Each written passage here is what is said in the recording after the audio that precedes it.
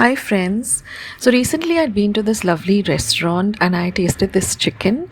So today I'm going to share with you this amazing recipe. So let's start with the recipe.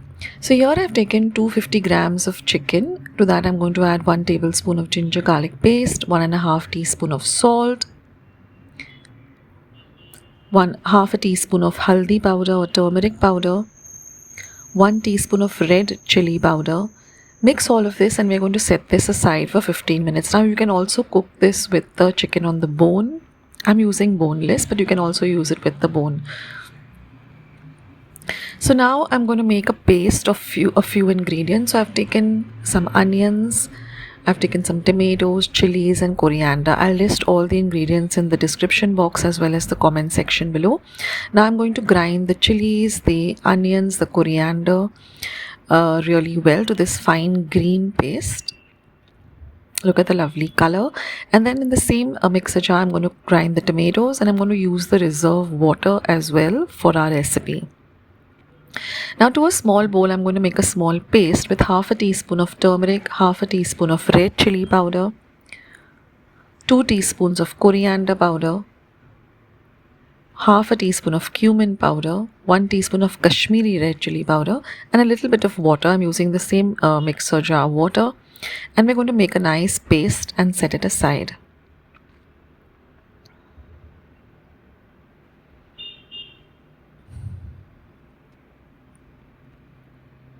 So now let's start making this delicious recipe.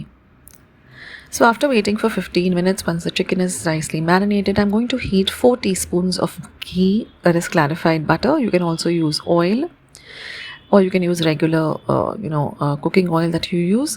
And I'm going to add this marinated chicken and we're going to fry the pieces really well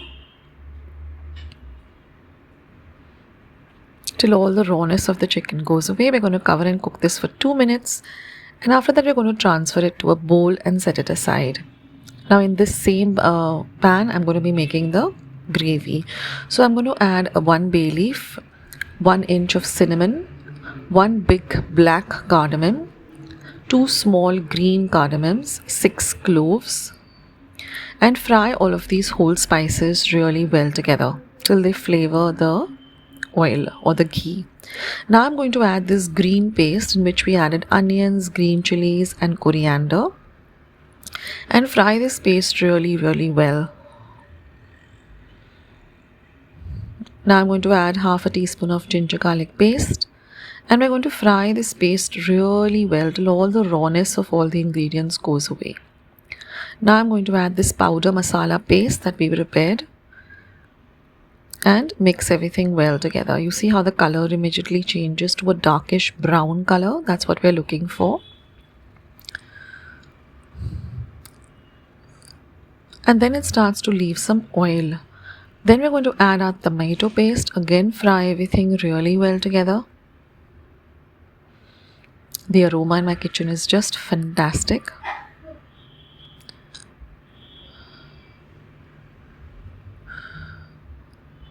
And now I'm going to cover and cook for 1 minute till all of the masalas come together. And once you open and see the pan, you'll see some oil on the surface. That's what we're looking for. That means all our masalas are fried really well together. Now I've just beaten up some curd or dahi and I'm going to add 6 teaspoons of that. This is homemade dahi. I'll leave a link of how I prepare it at home. It's super simple. Mix everything well.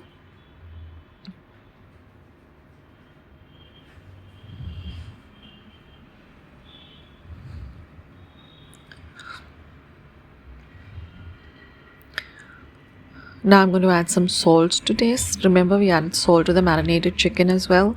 So keep it in mind. So don't add too much salt, otherwise your dish will become very salty.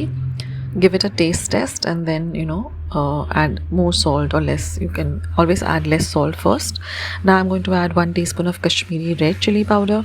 This is not a spicy powder. It just adds a lovely color to the dish.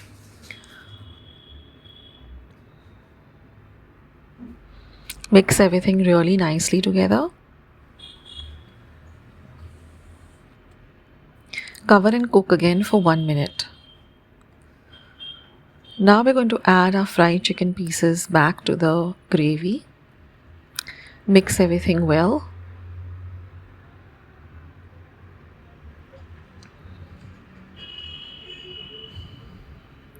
Now I'm going to add half a teaspoon of garam masala. Again, this is homemade garam masala. I'll leave a link of my homemade garam masala down in the description box. And 1 tablespoon of crushed kasuri methi or dried fenugreek leaves. Always crush them and then add. Mix everything well together.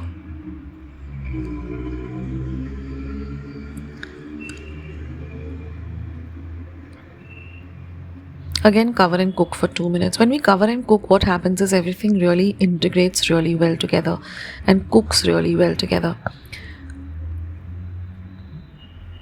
Now again, give everything a nice stir, bring everything together. You can already see how delicious it looks. And now just garnish it with some lovely freshly chopped coriander leaves. And this goes amazingly well with some naan or rotis.